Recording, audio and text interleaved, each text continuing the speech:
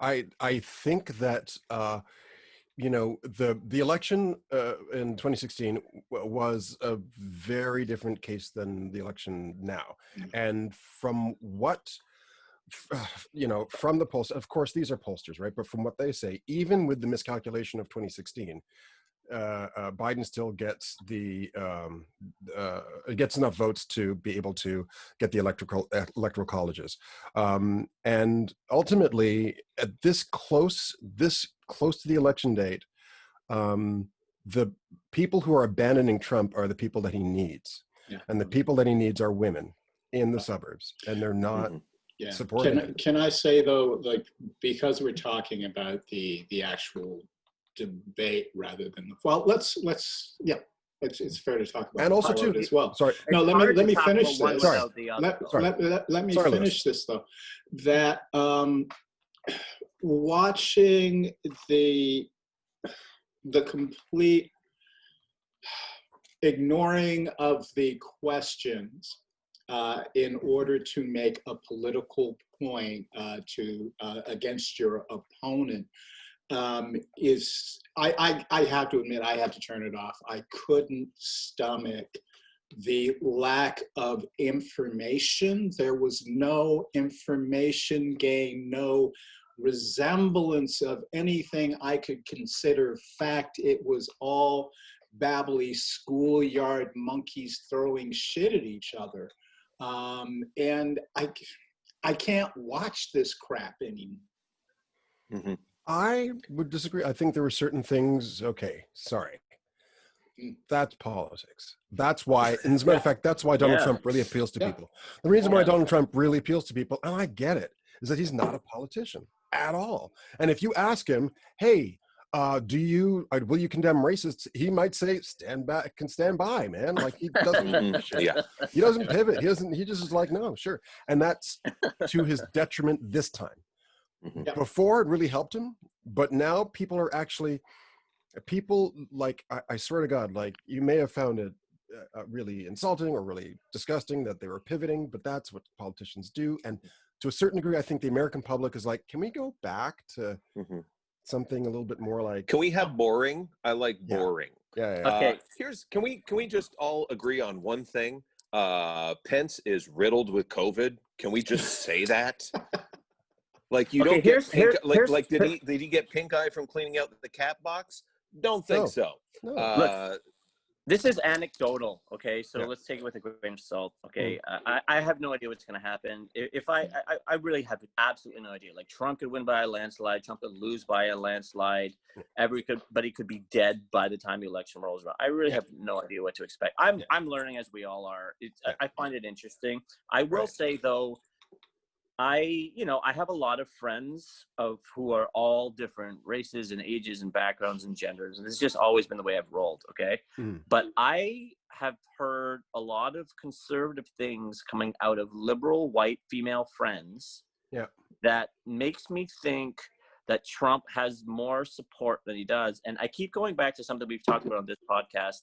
76.3%, according to Wikipedia, of the United States identifies as white, which is 247 million people. And I guess I don't know how fractured that white identity is. You know, we see this book, this white fragility book, which is teaching white people that they are racist in every moment, thought, deed, and action just by being white.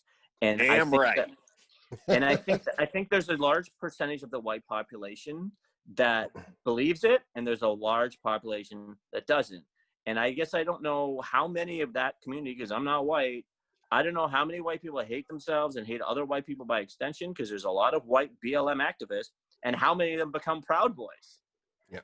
I don't know. Yeah. I think you can be white and not become a Proud Boy. I mean, like, this Come on. It's I'm not saying it isn't difficult. It does take choices.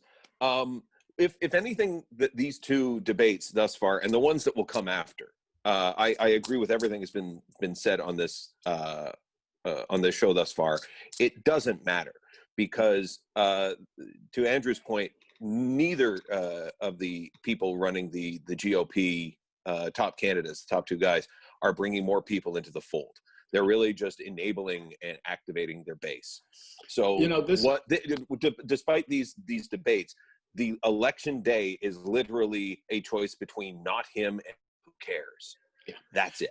What's really interesting for me looking at these debates, I've been going back through the Rolodex of political shite that I've experienced through my life, going back to dim memories of Diefenbaker and, politicians of that era. And my original stance was, no, they actually stood for this. And then I started thinking, no, actually, it was a different time, and you had to structure your bullshit in a different way. Mm-hmm. I think the classic example of that is when Dan Quayle compared himself to Jack Kennedy. And, there's that famous quote, "Sir, I worked with Jack Kennedy. I knew Jack Kennedy. You are no Jack Kennedy." That's a great line. Dukakis didn't win. Yeah. He didn't win. Yeah.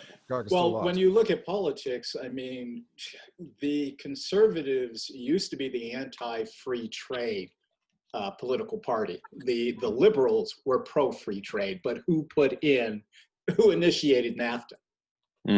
Like politicians and parties will shift on a dime based on an advantage and based on decision makings that have nothing to do with talking to us.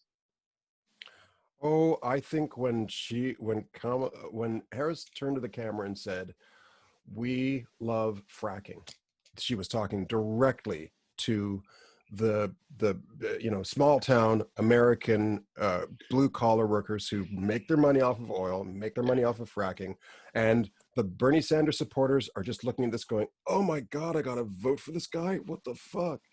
How the fuck am I gonna do that?" But they don't mind if they shed some Bernie Sanders supporters if they gain Trump supporters. No, I'm a Bernie supporter, and I'm not expecting anything from Biden administration, a Biden-Harris administration, but at the same time, I didn't expect much from an Obama administration. But let me finish. There's no way I would prefer the alternative. Okay, I'm shutting up now. I'm just bored. The debates are like the ceremonial first pitch, right? And they affect the game as much as the ceremonial first pitch. I think it's like a prize fight. Like, I think some prize fights are kind of boring. Some of them are just like, oh, well, it's done by decision, and I guess Muhammad Ali won or whatever. And then there are some prize fights where it's just like, oh my God, somebody landed a haymaker, What's more interesting is he's not going to, or so he says, he's not going to participate in them anymore.